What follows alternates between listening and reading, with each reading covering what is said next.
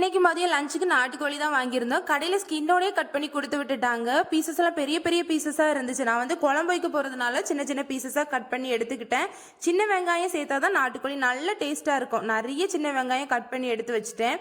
கடாயில் சின்ன வெங்காயம், இஞ்சி பூண்டு, தக்காளி, அப்புறமா பச்சை மிளகாய் எல்லாம் சேர்த்து வதக்கின பிறகு டைமை பார்த்தா மணி 2 o'clock ஆகிடுச்சு.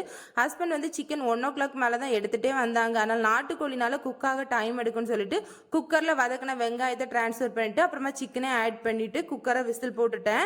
இன்னொரு கடாயில் அப்புறமா தேங்காய், கருவேப்பிலை, ஸ்பைசஸ் எல்லாம் சேர்த்து நல்லா ப்ரௌனிஷ் கலர் வர வரைக்கும் வறுத்துட்டு அதை கிரைண்ட் பண்ணி குழம்புல ஆட் பண்ணிட்டா நாட்டுக்கோழி வறுத்த கறி சூப்பராக ரெடி ஆகிடும். சாப்பிட்ட அப்புறமா சாப்பிட்றதுக்கு பனங்கிழங்கு தொளி எடுத்து வச்சுட்டு உப்பு மஞ்சள் பொடி போட்டு அவிய வச்சுட்டேன். பாப்பாவுக்கு நாட்டுக்கோழி சூப் கொஞ்சமாக தனியாக எடுத்து வச்சுருந்தேன். சாதத்தில் கொஞ்சமாக நெய் அப்புறமா அந்த சூப்பை ஊற்றி நல்லா பிசைஞ்சு ஊட்டி விட்டாச்சு. அவ்வளோதான். இனி நெக்ஸ்ட் வீடியோவில் பார்ப்போம். பாய்.